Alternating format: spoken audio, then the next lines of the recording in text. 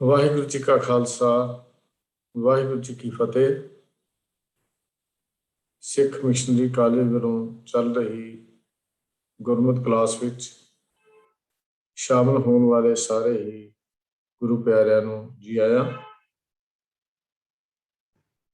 ਹਰ ਸ਼ੁੱਕਰਵਾਰ ਭਗਤ ਬਾਣੀ ਭਗਤ ਕਬੀਰ ਜੀ ਦੇ ਗੌੜੀ ਰਾਗ ਦੇ ਸ਼ਬਦਾਂ ਵਿੱਚੋਂ ਕੁਝ 94 ਸ਼ਬਦਾਂ ਦੀ ਲੜੀਵਾਰ ਵਿਚਾਰ ਅਸੀਂ ਕਰ ਰਹੇ ਹਾਂ।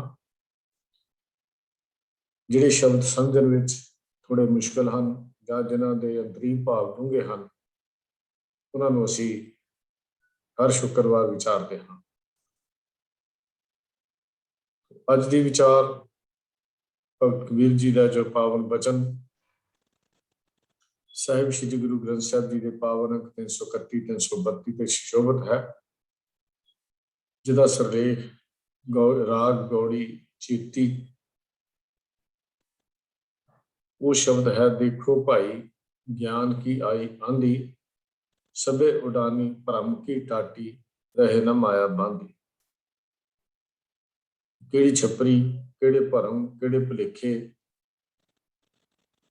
ਤੇ ਕਿਵੇਂ ਉਹ ਦੂਰ ਹੋ ਗਏ, ਕਿਵੇਂ ਨਿਕਲ ਗਏ, ਇਹ ਭਗਤ ਕਬੀਰ ਜੀ ਨੇ ਬੜੇ ਹੀ ਵਿਸਤਾਰ ਨਾਲ ਥੋੜੇ ਜਿਹੇ ਸ਼ਬਦਾਂ ਵਿੱਚ ਹੀ ਸਾਨੂੰ ਦੱਸ ਦਿੱਤਾ। ਇਸ ਸ਼ਬਦ ਦੀ ਵਿਚਾਰ ਅੱਜ ਵੀਰ MP ਸਿੰਘ ਜੀ ਸਾਡੇ ਨਾਲ ਸਾਂਝੀ ਕਰ ਰਹੇ ਹਨ।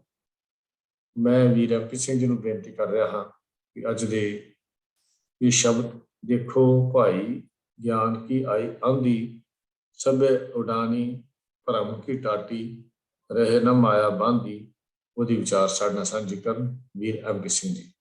ਵਾਹਿਗੁਰੂ ਜੀ ਕਾ ਖਾਲਸਾ ਵਾਹਿਗੁਰੂ ਜੀ ਕੀ ਫਤਿਹ। ਆਓ ਸ਼ਬਦ ਦੀ ਵਿਚਾਰ ਆਰੰਭ ਕਰਨ ਤੋਂ ਪਹਿਲਾਂ ਇੱਕ ਵਾਰੀ ਮੂਲ ਮੰਤਰ ਗੁਰਮੰਤਰ ਦਾ ਪਾਠ ਕਰ ਲਈਏ।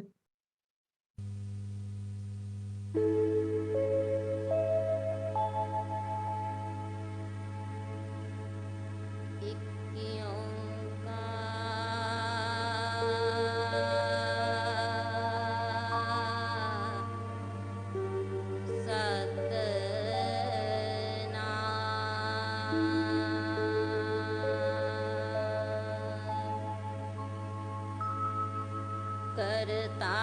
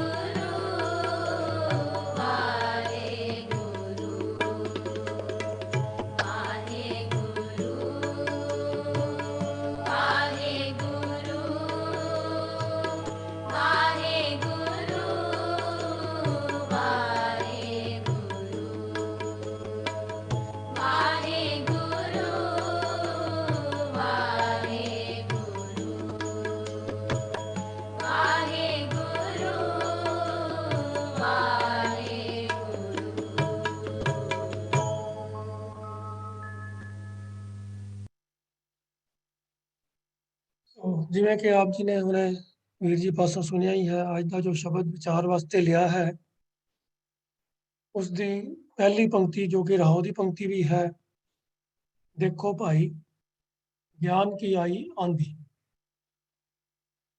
तो इस शब्द की ਅਸੀਂ विचार करनी है और आरंभ करांगे इसे शब्द का कीर्तन सरवण करके।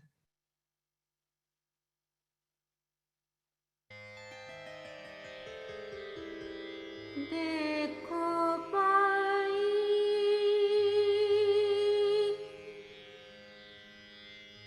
ज्ञान की आई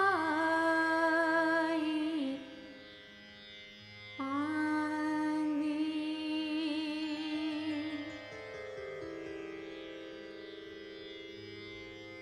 देखो पाई ज्ञान की आई आंधी। देखो पाई ज्ञान की आई आंधी। सबे उड़ानी राम की टाटी। सबे उड़ानी राम की टाटी।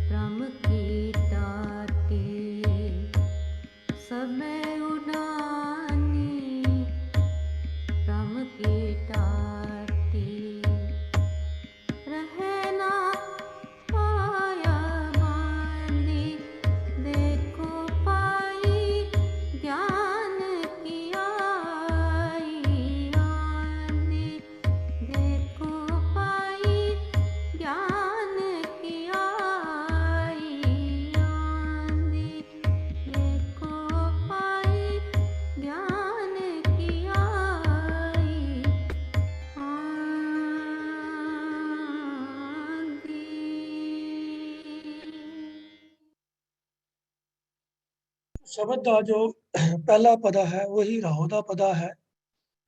देखो भाई, ज्ञान की आई आंधी, सबे उडानी भ्रम की टाटी, रह ना माया बांधी। ਵੱਖਰੀ अर्थ बड़े स्पष्ट ਹਨ, ਸਿੰਪਲ ਹਨ ਕਿ हे ਭਾਈ, ਇਹ ਸੱਜਣਾ, ਦੇਖ, ਜਦੋਂ ਗਿਆਨ ਦੀ ਹਨੇਰੀ ਆਂਦੀ ਹੈ ਤਾਂ ਭਰਮ ਵਹਿਮ ਦਾ ਛੱਪਰ ਸਾਰੇ ਦਾ ਸਾਰਾ ਉੱਡ ਜਾਂਦਾ ਹੈ। ਲਫ਼ਜ਼ ਹੈ ਭਰਮ ਕੀ ਟਾਟੀ। ਭਰਮ ਤੋਂ ਭਾਵ ਭਰਮ ਵਹਿਮ, ਟਾਟੀ ਲਫ਼ਜ਼ ਜਿਹੜਾ ਹੈ ਉਹ ਟਾਟ ਤੋਂ, ਉਹਦਾ ਰੂਟ ਹੈ ਟਾਟ ਤੋਂ ਬਣਿਆ ਟਾਟੀ। ਇਹ ਪੁਰਾਣੇ ਜ਼ਮਾਨੇ ਦੇ ਅੰਦਰ ਆਮ ਤੌਰ ਦੇ ਉੱਤੇ ਪਿੰਡਾਂ ਦੇ ਵਿੱਚ, ਜਿੱਥੇ ਹੋਰ ਕੋਈ, ਜਿਵੇਂ ਅੱਜ ਕੱਲ੍ਹ ਸ਼ਹਿਰਾਂ ਦੇ ਵਿੱਚ ਹੈ, ਸੀਵਰੇਜ ਸਿਸਟਮ ਨਹੀਂ ਸੀ ਹੁੰਦਾ, ਜੋ ਲੋਕ ਜਾਂ ਖੇਤਾਂ ਵਿੱਚ ਹੀ ਆਪਣੇ ਜਿਹੜਾ ਹੈ ਸਵੇਰ ਦਾ ਜਿਹੜਾ ਕਿਰਿਆ ਕਰਮ ਹੈ ਸ਼ੌਚ ਦਾ, ਉਹ ਕਰਨ ਵਾਸਤੇ ਖੇਤਾਂ 'ਚ ਜਾਂਦੇ ਸੀਗੇ, ਜਾਂ ਕੋਈ ਇੱਕ ਛੋਟੀ ਜਿਹੀ ਝੁੱਗੀ ਛੰਨ ਜਿਹੀ ਪਾ ਕੇ ਉਹ ਬਣਾ ਲਈ ਜਾਂਦੀ ਸੀ, ਜਿਹਦੇ ਅੱਗੇ ਟਾਟ ਦਾ ਬਣਿਆ ਹੋਇਆ ਇੱਕ ਪਰਦਾ ਜਿਹਾ ਟੰਗਿਆ ਜਾਂਦਾ ਸੀਗਾ, ਭਈ ਜੋ ਅੰਦਰ ਉਸ ਇਨਕਲੋਜ਼ਰ ਦੇ ਵਿੱਚ ਹੈ ਉਹ ਬਾਹਰ ਰਸਤਾ ਨਜ਼ਰ ਨਾ ਆਵੇ ਅੰਦਰ। ਉਹ ਟਾਟ ਦੇ ਪਰਦੇ ਦੇ ਕਰਕੇ ਉਹਦਾ ਨਾਮ ਟਾਟੀ ਪੈ ਗਿਆ। ਉਹਦੇ ਤੋਂ ਹੀ ਉਹ ਲਫ਼ਜ਼ ਬਦਲਦਾ ਹੋਇਆ ਟੱਟੀ ਬਣ ਗਿਆ। ਉਹ ਇਹਦਾ ਜੋ ਮੂਲ ਹੈ ਉਹ ਲਫ਼ਜ਼ ਟਾਟ ਤੋਂ ਹੈ, ਪਰ ਉਹ ਛੋਟੀ ਜਿਹੀ ਜਿਹੜੀ ਝੁੱਗੀ ਹੁੰਦੀ ਸੀਗੀ ਇਸ ਕੰਮ ਵਾਸਤੇ, ਸਵੇਰ ਦੇ ਸ਼ੌਚ ਦੇ ਕਿਰਿਆ ਵਾਸਤੇ, ਉਹਦਾ ਨਾਮ ਟਾਟੀ ਪੈ ਗਿਆ। ਤੋ ਫਿਰ ਉਸ ਤੋਂ ਬਾਅਦ ਇਸ ਨੂੰ ਇਸੇ ਅਰਥਾਂ ਦੇ ਵਿੱਚ ਵਰਤਣਾ ਸ਼ੁਰੂ ਹੋ ਗਿਆ ਟਾਟੀ ਨੂੰ, ਕਿ ਬਈ ਜਿਹੜੀਆਂ ਛੋਟੀ ਜੀਆਂ ਕੱਚੀਆਂ ਝੁੱਗੀਆਂ ਜਿਨ੍ਹਾਂ ਦੇ ਉੱਤੇ ਇਸ ਤਰ੍ਹਾਂ ਕੋਈ ਤੀਲੇ ਵਗੈਰਾ ਦੀਆਂ ਸਰਕੰਡੇ ਦੀ ਛੱਤ ਪਾਈ ਹੁੰਦੀ ਹੈ ਔਰ ਅੱਗੇ ਟਾਟ ਦਾ ਪਰਦਾ ਲੱਗਿਆ ਹੁੰਦਾ ਹੈ, ਉਹਨਾਂ ਨੂੰ ਵੀ ਟਾਟੀ ਕਿਹਾ ਜਾਂਦਾ ਸੀਗਾ। ਤੋ ਇੱਥੇ ਉਸੇ ਸੈਂਸ ਵਿੱਚ, ਜੋ ਝੁੱਗੀ ਦੀ ਸੈਂਸ ਦੇ ਵਿੱਚ ਹੈ, ਕਬੀਰ ਜੀ ਨੇ ਇਹਦਾ ਇਸਤੇਮਾਲ ਕੀਤਾ ਹੈ। ਤੋ ਗੱਲ ਉਹ ਇਹ ਕਹਿ ਰਹੇ ਹਨ ਕਿ ਜਿਵੇਂ ਕਿਸੇ ਨਜਾਇਜ਼ ਜਗ੍ਹਾ ਦੇ ਉੱਤੇ, ਕਿਸੇ ਦੀ ਚੰਗੀ ਜਗ੍ਹਾ ਦੇ ਉੱਤੇ ਕੋਈ ਨਜਾਇਜ਼ ਬੰਦਾ ਝੁੱਗੀ ਪਾ ਦੇਵੇ ਤੇ ਕਬਜ਼ਾ ਕਰ ਲਵੇ ਉਸ ਜਗ੍ਹਾ ਦਾ, ਤਾਂ ਜਿਹਦੀ ਜ਼ਮੀਨ ਹੁੰਦੀ ਹੈ ਉਹਦਾ ਪੂਰਾ ਯਤਨ ਹੁੰਦਾ ਹੈ ਕਿ ਵੀ ਇਹ ਜਿਹੜਾ ਨਜਾਇਜ਼ ਕਬਜ਼ਾ ਹੈ ਇਹਨੂੰ ਇੱਥੋਂ ਹਟਾਇਆ ਜਾਵੇ। ਤੇ ਜਿਹਨੇ ਹੁਣ ਜਗ੍ਹਾ ਨੂੰ ਹਟਾਉਣਾ ਹੈ ਉਹਨੂੰ ਕੋਈ ਨਾ ਕੋਈ ਉਹਦੇ ਵਾਸਤੇ ਮਿਹਨਤ ਤਾਂ ਕਰਨੀ ਪਵੇਗੀ, ਜ਼ੋਰ ਲਾਣਾ ਪਵੇਗਾ। ਤੋ ਉਸੇ ਤਰੀਕੇ ਦਾ ਹੀ ਮਿਸਾਲ ਵਰਤ ਕੇ ਕਬੀਰ ਜੀ ਗੱਲ ਕਰ ਰਹੇ ਹਨ ਕਿ ਸਾਡੇ ਮਨ ਦੀ ਧਰਤੀ ਦੇ ਉੱਤੇ, ਸਾਡੇ ਮਨ ਦੇ ਮੈਦਾਨ ਦੇ ਉੱਤੇ ਇਹ ਮਾਇਆ ਨੇ ਭਰਮ ਦੀ ਟਾਟੀ ਜਿਹੜੀ ਹੈ ਨਾ ਉਹ ਸਾਡੇ ਮਨ ਦੇ ਉੱਤੇ ਪਾ ਦਿੱਤੀ ਹੈ ਤੇ ਸਾਡੇ ਮਨ ਦੇ ਉੱਤੇ ਕਬਜ਼ਾ ਕਰ ਲਿੱਤਾ ਹੈ। ਹੁਣ ਇਹ ਸਧਾਰਨ ਯਤਨਾਂ ਨਾਲ ਤਾਂ ਹਟਦੀ ਨਹੀਂ, ਸਾਡੇ ਮਨ ਦੇ ਉੱਤੇ ਮਾਇਆ ਦਾ ਕਬਜ਼ਾ ਬਣਿਆ ਰਹਿੰਦਾ ਹੈ। ਇਹ ਭਰਮ ਦੀ ਟਾਟੀ ਸਾਡੇ ਮਨ ਦੇ ਉੱਤੇ ਕਾਬਜ਼ ਹੋਈ ਰਹਿੰਦੀ ਹੈ, ਉੱਥੇ ਉਹਦਾ ਕਬਜ਼ਾ ਹੋਇਆ ਹੈ।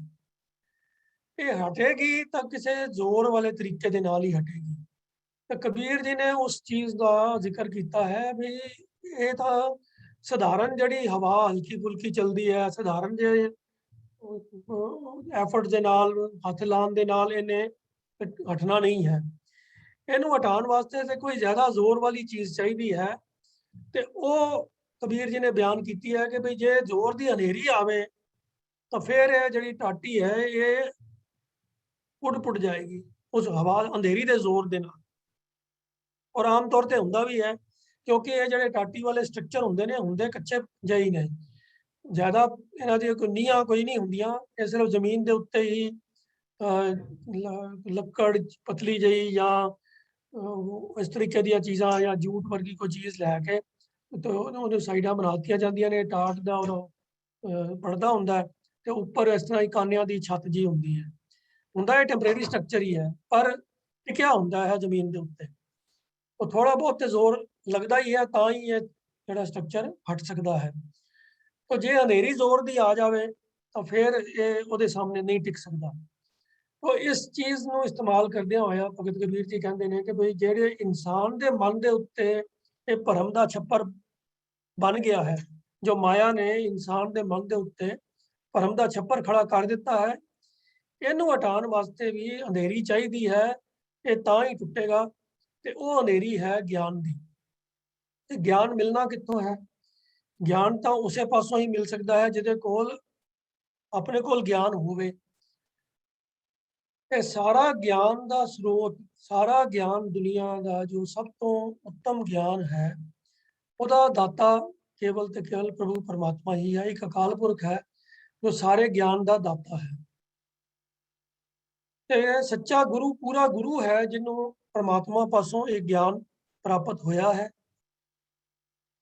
ਸੋ ਗੁਰੂ ਦਾ ਗਿਆਨ ਦੀ ਜਿਹੜੀ ਸਿੱਖਿਆ ਹੈ, ਉਹਦੀ ਜੇ ਹਨੇਰੀ ਆ ਜਾਵੇ ਤਾਂ ਫਿਰ ਇਹ ਮਾਇਆ ਦੇ ਜਿਹੜੇ ਭਰਮ ਦਾ ਛੱਪਰ ਹੈ, ਇਹ ਮਨ ਦੇ ਉੱਚੋਂ ਟੁੱਟ ਸਕਦਾ ਹੈ।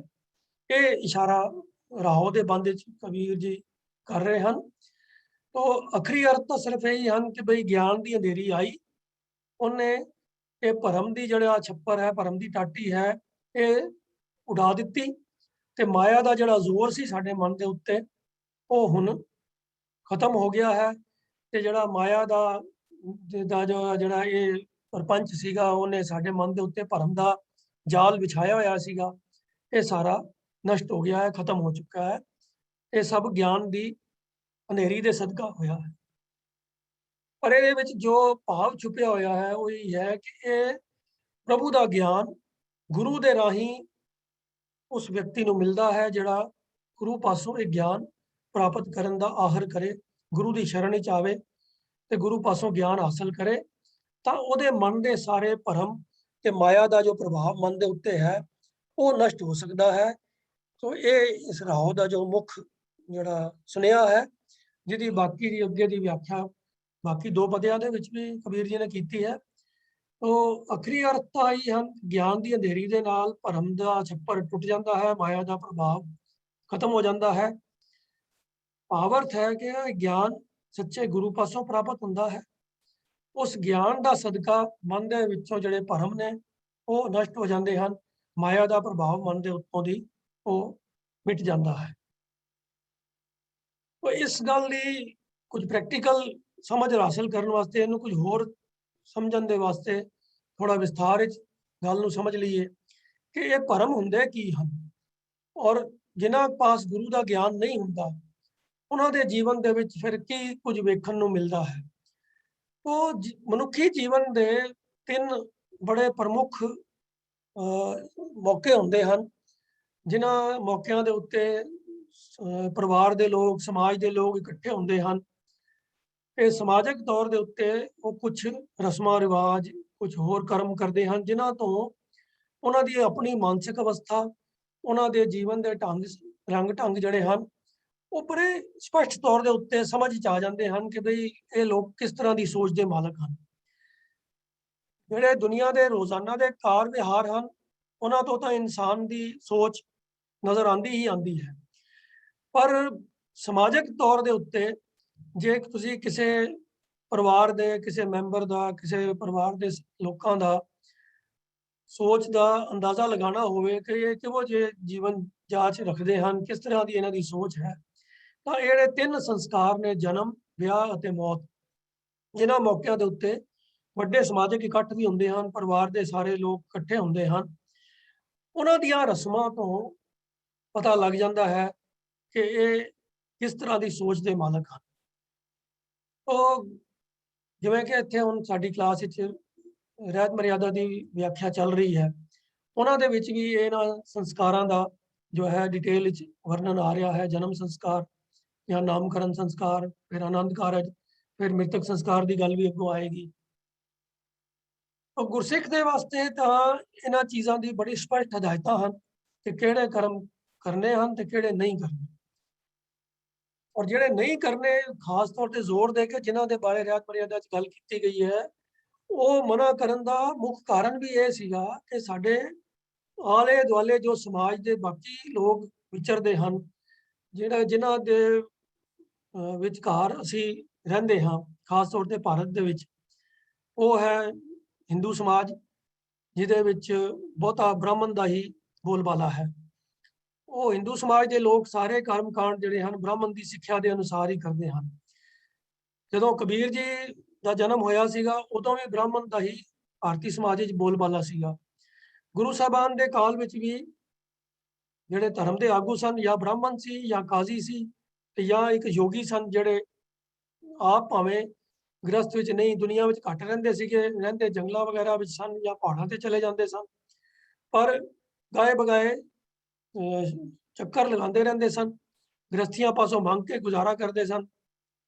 ਪਰ ਉਹਨਾਂ ਦੇ ਉੱਤੇ ਆਪਣੇ ਧਾਰਮਿਕ ਗਿਆਨ ਦਾ ਜਾਂ ਰਿਧੀਆਂ ਸਿੱਧੀਆਂ ਦਾ ਬੋਲਬਾਲਾ ਦਿਖਾ ਕੇ ਉਹਨਾਂ ਨੂੰ ਪ੍ਰਭਾਵਿਤ ਕਰਨ ਦੀ ਕੋਸ਼ਿਸ਼ ਕਰਦੇ ਰਹਿੰਦੇ ਸਨ। ਤੋ ਇਹਨਾਂ ਧਾਰਮਿਕ ਆਗੂਆਂ ਦੇ ਹੀ ਪ੍ਰਭਾਵ ਦੇ ਅਧੀਨ ਜਿਹੜੇ ਸਨ ਉਹ ਸਮਾਜਿਕ ਕਰਮਕਾਂਡ ਜਿਹੜੇ ਹਨ ਉਹਨਾਂ ਦੀ ਮਰਿਆਦਾ ਨਿਸ਼ਚਿਤ ਹੋ ਜਾਂਦੀ ਹੈ।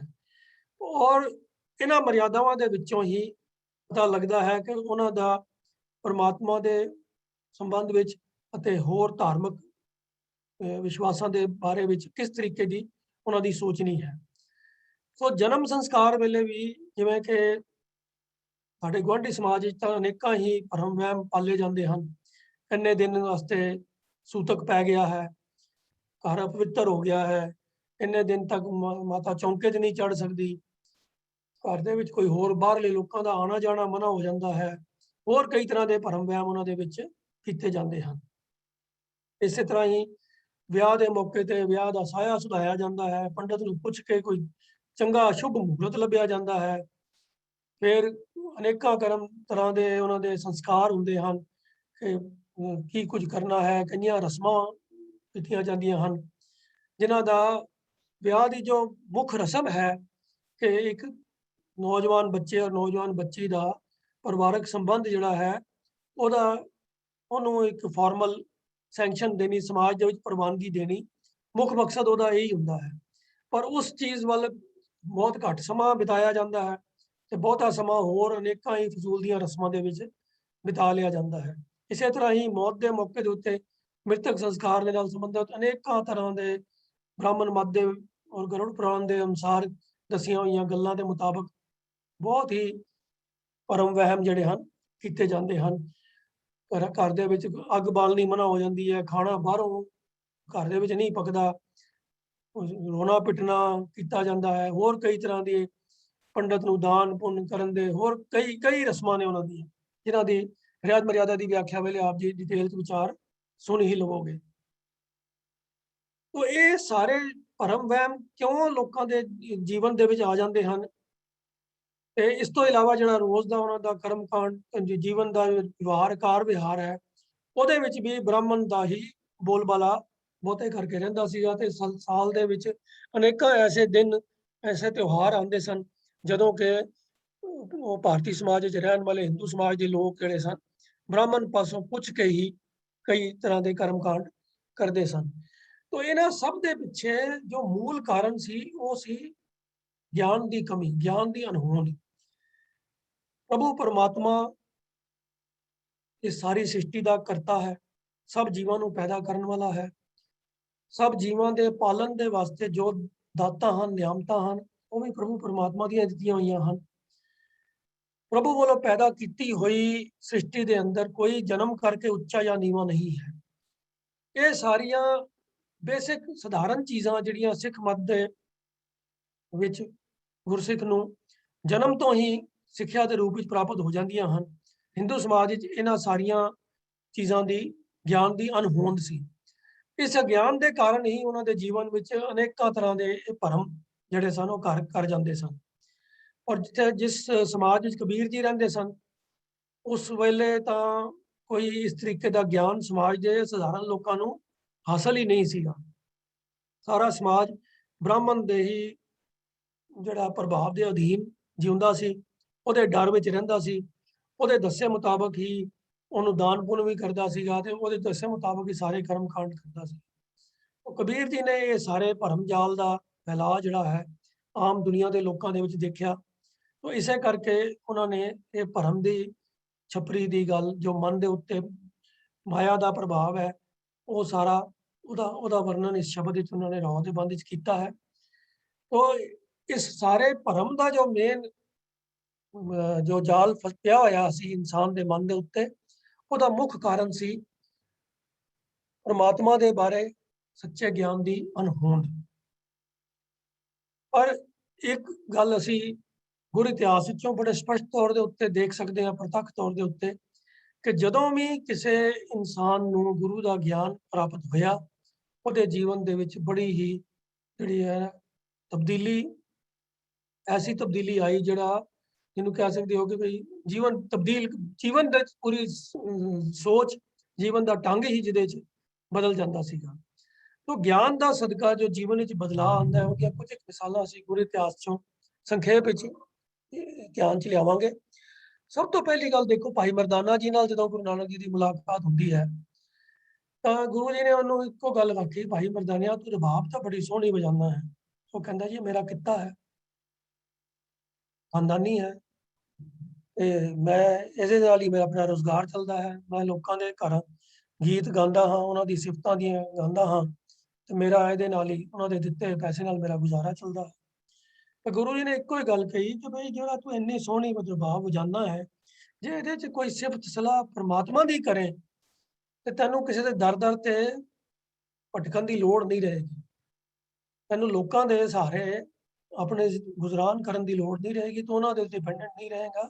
ਤੇਰੇ ਅੰਦਰ ਇੰਨੀ ਖੁਦਦਾਰੀ ਆ ਜਾਏਗੀ ਕਿ ਤੂੰ ਆਪਣੀ ਕਿਰਤ ਕਰਕੇ ਤੇ ਪਰਮਾਤਮਾ ਦੀ ਸਿਫਤ ਸਲਾਹ ਕਰਕੇ ਆਪਣਾ ਜੀਵਨ ਸੁਚੱਜੇ ਢੰਗ ਨਾਲ ਚਲਾ ਸਕਦਾ ਹੈ। ਇਹ ਇੱਕ ਐਸਾ ਉਪਦੇਸ਼ ਸੀ ਜਿਹਨੇ ਭਾਈ ਮਰਦਾਨੇ ਦੇ ਜੀਵਨ ਵਿੱਚ ਪਰਮਾਨੈਂਟ ਤਬਦੀਲੀ ਲੈ ਆਂਦੀ, ਔਰ ਇਸ ਹੱਦ ਤੱਕ ਉਹ ਫਿਰ ਗੁਰੂ ਜੀ ਦੀ ਨਜ਼ਰਾਂ 'ਚ ਪ੍ਰਵਾਨ ਚੜਿਆ ਕਿ ਸਾਰੀ ਜ਼ਿੰਦਗੀ ਭਾਈ ਮਰਦਾਨਾ ਨੇ ਗੁਰੂ ਸਾਹਿਬ ਨੇ ਭਾਈ ਮਰਦਾਨੇ ਨੂੰ ਆਪਣਾ ਸਾਥੀ ਬਣਾ ਕੇ ਰੱਖਿਆ। ਸਾਰੇ ਪ੍ਰਚਾਰਕ ਦੌਰਿਆਂ ਵਿੱਚ ਹੀ ਉਹਨਾਂ ਦੇ ਨਾਲ ਹੀ ਰਿਹਾ। ਜਦੋਂ ਕਦੀ ਵੀ ਉਹ ਕੀਰਤਨ ਕਰਦੇ ਸੀ, ਭਾਈ ਮਰਦਾਨਾ ਉਹਨਾਂ ਦਾ ਸਾਥ ਪੂਰਾ ਨਿਭਾਉਂਦਾ ਸੀ। ਤੋ ਇੱਕ ਇਸ ਗੱਲ ਨੇ ਕਿ ਤੇਰੇ ਕੋਲ ਜਿਹੜੀ ਕਲਾ ਹੈ ਉਹਨੂੰ ਸਿਰਫ ਨਿਰੋਲ ਤੂੰ ਵਰਤੀ ਜਾ ਰਿਹਾ ਹੈ ਦੁਨੀਆਦਾਰੀ ਲੋਕਾਂ ਦੀਆਂ ਸਿਫਤਾਂ ਕਰਨ ਵਿੱਚ। ਜੇ ਕਿਤੇ ਤੂੰ ਪਰਮਾਤਮਾ ਦੀ ਸਿਫਤ ਨਾਲ ਜੁੜ ਜਾਵੇਂ ਤਾਂ ਇਹੀ ਤੇਰੀ ਜਿਹੜੀ ਰਬਾਬ ਦੀ ਕਲਾ ਹੈ ਉਹ ਤੇਰੇ ਜੀਵਨ ਵਿੱਚ ਇੱਕ ਕਮਾਲ ਦੀ ਤਬਦੀਲੀ ਲਿਆ ਸਕਦੀ ਹੈ। ਔਰ ਇਉਂ ਹੀ ਹੋਇਆ। ਭਾਈ ਲਾਲੋ ਕੋਲ ਜਦੋਂ ਗੁਰੂ ਨਾਨਕ ਪਾਤਸ਼ਾਹ ਪ੍ਰਚਾਰਕ ਦੌਰਿਆਂ ਦੇ ਵਿੱਚ ਪਹਿਲੀ ਉਦਾਸੀ ਦੇ ਵਿੱਚ ਹੀ ਪਹੁੰਚਦੇ ਹਨ ਤਾਂ ਉਹਨੂੰ ਸਿੰਪਲ ਜਿਹਾ ਇੱਕ ਪ੍ਰਸ਼ਨ ਕਰਦੇ ਹਨ, ਲਾਲੋ ਕੀ ਪਿਆ ਕਰਨਾ ਹੈ? ਤੇ ਲਾਲੋ ਦਾ ਜਵਾਬ ਸੀ, ਮੈਂ ਕਿੱਲੇ ਕੱਢਦਾ ਪਿਆ ਹਾਂ, ਇਹ ਤੇ ਮੇਰਾ ਕਿਰਤ ਹੈ, ਮੇਰਾ ਰੁਜ਼ਗਾਰ ਹੈ। ਤੇ ਗੁਰੂ ਜੀ ਨੇ ਇੱਕ ਸਿੰਪਲ ਜਿਹਾ ਸਵਾਲ ਪੁੱਛਿਆ ਸੀ, ਲਾਲੋ ਕੀ ਹਮੇਸ਼ਾ ਕਿੱਲੇ ਹੀ ਕੱਢਦਾ ਰਹੇਂਗੇ? ਤੇ ਉਹਦਾ ਹੱਥ ਰੁਕ ਗਿਆ। ਜੇ ਮੈਂ ਕਿੱਲੇ ਨਹੀਂ ਘੜਾਂਗਾ ਤਾਂ ਮੈਂ ਹੋਰ ਕੀ ਕਰਾਂਗਾ? ਮੇਰੀ ਤਾਂ ਕਿਰਤ ਹੀ ਇਹੀ ਹੈ, ਮੇਰਾ ਕੰਮ ਹੈ ਇਹ। ਪਰ ਗੁਰੂ ਸਾਹਿਬ ਦਾ ਜੋ ਮੈਸੇਜ ਸੀਗਾ ਇਸ ਸਵਾਲ ਦੇ ਅੰਦਰ, ਉਹ ਜਦੋਂ ਗੁਰੂ ਜੀ ਨੇ ਉਹਨੂੰ ਸਮਝਾਇਆ ਕਿ ਮਨੁੱਖੀ ਜੀਵਨ ਦਾ ਮਨੋਰਥ ਨਿਰਾ ਕਿੱਲੇ ਕੱਢਣਾ, ਨਿਰਾ ਪੈਸਾ ਕਮਾਉਣਾ, ਨਿਰਾ ਰੁਜ਼ਗਾਰ ਚਲਾਣਾ ਇੰਨਾ ਹੀ ਸਫੀਸ਼ੀਐਂਟ ਨਹੀਂ ਹੈ, ਕੁਝ ਇਸ ਤੋਂ ਬਿਹਤਰ ਵੀ ਕਰਨਾ ਮਨੁੱਖ ਦੇ ਜੀਵਨ ਦਾ ਮਨੋਰਥ ਹੈ। ਔਰ ਇਹ ਗੱਲ ਜਿਹੜੀ ਸੀ, ਇਸ ਗੱਲ ਤੋਂ ਲਾਲੋ ਅਣਜਾਣ ਸੀ। ਪਰ ਜਦੋਂ ਇਹ ਗੱਲ ਉਹਨੂੰ ਸਮਝ ਆ ਗਈ, ਉਹਦੇ ਜੀਵਨ ਵਿੱਚ ਭਾਰੀ ਤਬਦੀਲੀ ਆਈ। ਔਰ ਜੋ ਇਤਿਹਾਸ ਦੇ ਵਿੱਚ ਫਿਰ ਉਸਦਾ ਉੱਚੇ ਆਤਮਿਕ ਅਵਸਥਾ ਦਾ ਜੋ ਗਿਆਨ, ਜੋ ਸਥਾਨ ਬਣਿਆ, ਉਹ ਤੋਂ ਸਾਰਾ ਸਿੱਖ ਜਗਤ ਵਾਕਫ ਹੈ। ਸੁਲਤਾਨਪੁਰ ਦੇ ਵਿੱਚ ਕਾਜ਼ੀ ਅਤੇ ਨਵਾਬ ਦੇ ਨਾਲ ਜੋ ਨਮਾਜ਼ ਦੀ ਘਟਨਾ ਹੋਈ, ਉਸਨੂੰ ਆਪ ਸਭ ਨੇ ਸਾਖੀਆਂ ਆਪ ਸਭ ਨੇ ਸੁਣੀਆਂ ਹੋਈਆਂ ਹਨ। ਤਾਂ ਉਹਨਾਂ ਦਾ ਰੂਟੀਨ ਸੀ ਨਮਾਜ਼ ਪੜ੍ਹਨਾ। ਪਰ ਇਹ ਕਦੀ ਉਹਨਾਂ ਦੇ ਦਿਮਾਗ ਵਿੱਚ ਨਹੀਂ ਸੀ ਆਇਆ ਕਿ ਬਈ ਨਮਾਜ਼ ਪੜ੍ਹਨ ਲੱਗਿਆ ਮਨ ਵੀ ਨਮਾਜ਼ ਵਿੱਚ ਹੋਣਾ ਚਾਹੀਦਾ ਹੈ। ਤਾਂ ਗੁਰੂ ਸਾਹਿਬ ਦੇ ਇੱਕ ਇਸ ਝਟਕੇ ਨੇ ਉਹਨਾਂ ਦੀ ਅਗਲੀ ਜ਼ਿੰਦਗੀ ਵਾਸਤੇ ਉਹਨਾਂ ਦੀ ਸਾਰੀ ਸੋਚ ਬਦਲ ਦਿੱਤੀ। ਉਹਨਾਂ ਨੂੰ ਸਮਝ ਆ ਗਈ ਕਿ ਜੋ ਅਸੀਂ ਹੁਣ ਤੱਕ ਕਰਦੇ ਆ ਰਹੇ ਹਾਂ ਉਹ ਐਵੇਂ ਹੀ ਇੱਕ ਰਸਮ ਜਿਹੀ ਸੀਗੀ। ਅਸਲ ਨਮਾਜ਼ ਪੜ੍ਹਨੀ ਕਿਹਨੂੰ ਕਹਿੰਦੇ ਹਨ, ਇਹ ਉਹਨਾਂ ਨੂੰ ਗੁਰੂ ਨਾਨਕ ਪਾਤਸ਼ਾਹ ਪਾਸੋਂ ਸਮਝ ਆਈ। ਇਵੇਂ ਹੀ ਹਰਿਦੁਆਰ ਦੇ ਵਿੱਚ ਜਿਹੜੇ ਲੋਕ ਸੂਰਜ ਨੂੰ ਪਾਣੀ ਦੇ ਰਹੇ ਸਨ, ਗੁਰੂ ਸਾਹਿਬ ਨੇ ਪੁੱਠੇ ਪਾਸੇ ਪੱਛਮ ਵੱਲ ਨੂੰ ਪਾਣੀ ਸੁੱਟ ਕੇ ਇੱਕ ਝਟਕਾ ਜਿਹਾ ਉਹਨਾਂ ਦੀ ਸੋਚ ਨੂੰ ਦਿੱਤਾ। ਤੇ ਫਿਰ ਉਹਨਾਂ ਨੂੰ ਵੀ ਸਮਝ ਆਈ ਕਿ ਜਿਹੜਾ ਅਸੀਂ ਇਹ ਪਾਣੀ ਪਿਤਰਾਂ ਨੂੰ ਭੇਜ ਰਹੇ ਹਾਂ, ਇਹਦੇ ਵਿੱਚ ਕੋਈ ਦਮ ਵਾਲੀ ਗੱਲ ਨਹੀਂ ਹੈ, ਕੋਈ ਸੱਚਾਈ ਵਾਲੀ ਗੱਲ ਹੈ ਨਹੀਂ ਹੈ। ਅਸੀਂ ਐਵੇਂ ਬਾਹਮਣ ਦੇ ਆਖੇ 'ਚ ਹਰ ਗੱਲ ਨੂੰ ਸੱਚ ਮੰਨ ਲੈਂਦੇ ਹਾਂ। ਜੇ ਪਾਣੀ ਹਰਿਦੁਆਰ ਤੋਂ ਸੁਲਤਾਨਪੁਰ ਨਹੀਂ ਪਹੁੰਚ ਸਕਦਾ ਤਾਂ ਫਿਰ ਪਿਤਰਲੋਕ ਕਿਵੇਂ ਪਹੁੰਚੇਗਾ? ਉਹ ਇਹ ਉਸ ਜਗ੍ਹਾ ਦੇ ਉੱਤੇ ਲੋਕਾਂ ਦੇ ਵਾਸਤੇ ਇੱਕ ਬੜਾ ਰੈਵੋਲੂਸ਼ਨਰੀ ਜਿਹਾ ਇੱਕ ਐਕਸ਼ਨ ਸੀਗਾ ਜੋ ਗੁਰੂ ਸਾਹਿਬ ਨੇ ਉਹਨਾਂ ਦੇ ਸਾਹਮਣੇ ਕੰਮ ਕੀਤਾ। ਤੇ ਉਹਨਾਂ ਦੀ ਸੋਚ ਇਸ ਗੱਲ ਤੋਂ ਤਬਦੀਲ ਹੋ ਗਈ ਕਿ ਅਸੀਂ ਜੋ ਕਰ ਰਹੇ ਹਾਂ ਉਹਦੇ ਪਿੱਛੇ ਸਾਡਾ ਅਗਿਆਨਤਾ ਦਾ ਹੀ ਪ੍ਰਗਟਾਵਾ ਸੀਗਾ, ਉਹਦੇ 'ਚ ਕੋਈ ਗਿਆਨ ਵਾਲੀ ਗੱਲ ਨਹੀਂ ਸੀ। ਤਾਂ ਸੰਖੇਪ ਜਿਹੇ ਢੰਗ ਨਾਲ ਗੁਰੂ ਸਾਹਿਬ ਨੇ ਜੋ ਗਿਆਨ ਦੀ ਗੱਲ ਸ਼ੇਅਰ ਕੀਤੀ ਲੋਕਾਂ ਦੇ ਨਾਲ, ਉਹਨਾਂ ਦੇ ਨਾਲ ਜੀਵਨ ਦੇ ਵਿੱਚ ਭਾਰੀ ਤਬਦੀਲੀ ਵੀ ਆਈ। तो ये ज्ञान ਦੇ ਅੰਦਰ ਇਹ ਸ਼ਕਤੀ ਹੈ ਕਿ ਉਹ ਇੱਕ ਐਸੀ ਹਨੇਰੀ ਦਾ ਕੰਮ ਕਰਦਾ ਹੈ ਜਿਹੜਾ ਭਰਮ ਦਾ ਮਨ ਦੇ ਵਿੱਚੋਂ ਭਰਮ ਨੂੰ ਕੱਟ ਕੇ ਸੱਚਾਈ ਦਾ ਟਿਕਾਣਾ ਮਨ ਦੇ ਵਿੱਚ ਕਰ ਦਿੰਦਾ ਹੈ। ਇਹੀ ਗੱਲ ਕਬੀਰ ਜੀ ਨੇ ਇਸ ਰਾਹੋ ਦੇ ਬੰਦ ਵਿੱਚ ਸਮਝਾਈ ਹੈ ਕਿ ਦੇਖੋ ਭਾਈ, ਗਿਆਨ ਕੀ ਆਈ ਆਂधी। ਉਹਨਾਂ ਨੇ ਇਸੇ ਕਰਕੇ ਲਫ਼ਜ਼ ਹਨੇਰੀ ਦਾ ਆਂधी ਦਾ ਲਫ਼ਜ਼ ਵਰਤਿਆ ਹੈ ਕਿ ਗਿਆਨ ਦੇ ਅੰਦਰ ਇਹ ਐਸੀ ਸਮਰੱਥਾ ਹੁੰਦੀ ਹੈ ਕਿ ਉਹ ਭਰਮ ਜਾਲ ਦੀ ਜਿਹੜੀ ਨੀਂਹ ਹੁੰਦੀ ਹੈ ਉਹਨੂੰ ਹਿਲਾ ਦਿੰਦਾ ਹੈ ਤੇ ਉਹ ਭਰਮ ਦਾ ਜਿਹੜਾ ਸਟਰਕਚਰ ਹੈ ਨਾ ਉਹ ਫਿਰ ਤਹਿਸ ਨਹਿਸ ਹੋ ਜਾਂਦਾ ਹੈ ਤੇ ਫਿਰ ਉੱਥੇ ਸੱਚ ਦਾ ਟਿਕਾਣਾ ਹੋਣਾ ਸੌਖਾ ਹੋ ਜਾਂਦਾ ਹੈ। ਅਦਰਵਾਈਜ਼ ਜਦ ਤੱਕ ਮਨ ਦੇ ਉੱਤੇ ਭਰਮ ਦਾ ਜਾਲ ਫੈਲਿਆ ਹੋਵੇ ਤੇ ਸੱਚ ਨੂੰ ਥਾਂ ਮਿਲਣੀ ਮੁਸ਼ਕਲ ਹੁੰਦੀ ਹੈ। ਉਹ ਜੀਵਨ ਦੀ ਤਬਦੀਲੀ ਲਿਆਣੀ ਹੋਵੇ ਤਾਂ ਇੱਕ ਹਨੇਰੀ ਚਾਹੀਦੀ ਹੈ, ਔਰ ਉਹ ਹਨੇਰੀ ਹੈ ਗੁਰੂ ਦੇ ਗਿਆਨ ਦੀ। तो यही गल कबीर साहब जी अपने शब्द ही समझा रहे हैं कि इस ज्ञान का सदका सब है उडानी, भ्रम की टाटी रहे न माया गांधी। तो ज्ञान जिथे गुरु का सच्चा ज्ञान आ जाएगा वो भरम के जाल नूं तहस नहस कर देगा। तो जो माया का जो भरम है वो मन के विचों हट जाएगा, उसका टिकाणा खत्म हो जाएगा। इसे ही भाव नूं अगले दो बंदा दे विच भी कबीर जी थोड़ियां गल्लां इसे भरम दे जिहड़ा स्ट्रक्चर है, ये जो टाटी बनी हुई है भरम दी, ओहदियां थोड़ी डिटेल जाके अगले दो पदियां दे विच कबीर जी समझाते हैं। तो पहला जो पदा है अंतरा उहदे विच कहंदे हैं कि दुचित्ते की दोए थून गिरानी, मोह बलेंडा टूटा, कृष्णा छान परी धर ऊपर, दुर्मत भांडा फूटा। दुचित्ता दुचित्तापन मन की द्वैत भावना, द्वैत अवस्था, ਜਦੋਂ ਜਿਹਦੇ ਵੀ ਮਨ ਵਿੱਚ ਭਰਮ ਹੁੰਦੇ ਹਨ ਉਹ ਹਰ ਵੇਲੇ ਡੋਲਦਾ ਹੀ ਰਹਿੰਦਾ, ਇਹ ਕਰਾਂ ਨਾ ਕਰਾਂ। ਕਈ ਵਾਰੀ ਮਨ ਨਹੀਂ, ਜੋ ਦਿਮਾਗ ਜਿਹੜਾ ਹੈ ਨਾ ਉਹ ਨਹੀਂ ਵੀ ਸਾਥ ਦਿੰਦਾ ਕਿ ਭਈ ਇਹ ਕੰਮ ਕੁਝ ਸਮਝ ਨਹੀਂ ਆ ਰਿਹਾ, ਕੋਈ ਅਕਲ ਵਾਲੀ ਗੱਲ ਹੈ ਨਹੀਂ ਇਹਦੇ ਅੰਦਰ। ਪਰ ਉਹ ਪੁਰਾਣੇ ਮਨ ਦੇ ਵਿੱਚ ਭਰਮ ਵਹਿਮ ਪਏ ਹੁੰਦੇ ਹਨ, ਸਦੀਆਂ ਤੋਂ ਘਰਦਿਆਂ ਵੱਡਿਆਂ ਨੂੰ ਦੇਖਿਆ ਹੁੰਦਾ ਹੈ, ਆਸ-ਪਾਸ ਦੇ ਲੋਕ ਵੀ ਕਰਦੇ ਹਨ। ਉਹ ਕਹਿੰਦਾ ਨਹੀਂ ਇਹ ਸਾਰੇ ਕਰਦੇ ਨੇ, मैं भी कर ही लवां, जे ना करा किते पता नहीं कुछ माड़ा ही ना हो जाए। तो ये आम अज्ञानी मन की अवस्था ऐसी होंगी है कि उहदे च दुविधा होंगी है, दुचित्तापन होता है। समझ कहती है कि नहीं ये काम करने लायक नहीं है, इहदे च कोई सेंस नहीं है, इसका कोई लाभ नहीं है, पर वो फिर भी मन के अंदर भै भी होंदा है, तो दुचित्तेपन दे विच वो काम करी जाता है। पर जदों ज्ञान की हनेरी आती है तो फिर दुविधा दुचित्तापन ये भी खत्म हो जाता है। तो कबीर जी ने उन्होंने इस तरीके नाल बयान किया है कि दुचित्ते की दोए थून गिरानी। ये जिहड़ा इस पदे दे अंदर जिहड़ी गल जिहड़ा नज़ारा कबीर जी पेश कर रहे हैं वो है असर ज्ञान की हनेरी का, कि जदों ज्ञान की हनेरी आती है तो भरम की टाटी जिहड़ी है ना उन्होंने किवें वो तोड़ती है, एक एक उहदा हिस्सा तोड़ के रख दिंदी है। तो दोए जिहड़े उहदे पिलर ने थम जिहड़े ने दोए थून कहते हैं थम नूं, पिलर नूं, जिन्हां पिलरां दे सहारे दे उत्ते ਇਹ ਝੁੱਗੀ ਜਿਹੜੀ ਹੈ ਇਹ ਟਾਟੀ ਖੜੀ ਹੋਈ ਹੈ, ਉਹ ਥੰਮ ਹੀ ਤੋੜ ਦਿੰਦਾ ਹੈ ਗਿਆਨ। ਦੋਨੋਂ ਪਿਲਰ ਜੇ ਕਿਸੇ ਬਿਲਡਿੰਗ ਦੇ ਟੁੱਟ ਜਾਣ ਤਾਂ ਉਸ ਬਿਲਡਿੰਗ ਦਾ ਫਿਰ ਉਹਨੂੰ ਛੱਤ ਵੀ ਤੇ ਹੋਰ ਬਾਕੀ ਸਟਰਕਚਰ ਦਾ ਵੀ ਜਿਹੜਾ ਬਚਣਾ ਜਿਹੜਾ ਹੈ ਨਾਮੁਮਕਿਨ ਜਿਹਾ ਹੋ ਜਾਂਦਾ, ਬੜਾ ਮੁਸ਼ਕਲ ਹੋ ਜਾਂਦਾ ਜੇ ਪਿਲਰ ਹੀ ਟੁੱਟ ਜਾਂਦੇ। ਕਬੀਰ ਜੀ ਕਹਿੰਦੇ ਹਨ ਜਿਹੜੇ ਦੁਬਿਧਾ ਦੇ ਪਿਲਰ ਸਨ ਨਾ, ਜਿਨ੍ਹਾਂ ਦੇ ਸਹਾਰੇ ਮਾਇਆ ਨੇ ਆਪਣਾ ਭਰਮਜਾਲ ਮਨ ਦੇ ਉੱਤੇ ਫੈਲਾਇਆ ਹੋਇਆ ਸੀਗਾ, ਇਹ ਦੁਚਿੱਤਾਪਨ ਜਿਹੜਾ ਹੈ ਮਨ ਚੋਂ ਫਿਰ ਖਤਮ ਹੋ ਜਾਂਦਾ ਹੈ ਜਦੋਂ गुरु के ज्ञान के उत्ते विश्वास आ जाए, गुरु के ज्ञान नूं मन एक्सैप्ट कर लवे, धारण कर लवे, फिर दुविधा जिहड़ी मन चों भरम के उत्ते जिहड़ा है ना मैं करा ना करा, ये मन डोलना जिहड़ा ना हट जाता। तो जदों तक गुरु का ज्ञान नहीं सी मिलिया तो हाल की हुंदा है बंदे दा कि परमात्मा के उत्ते कोई परमात्मा ते भरोसा हुंदा नहीं सी।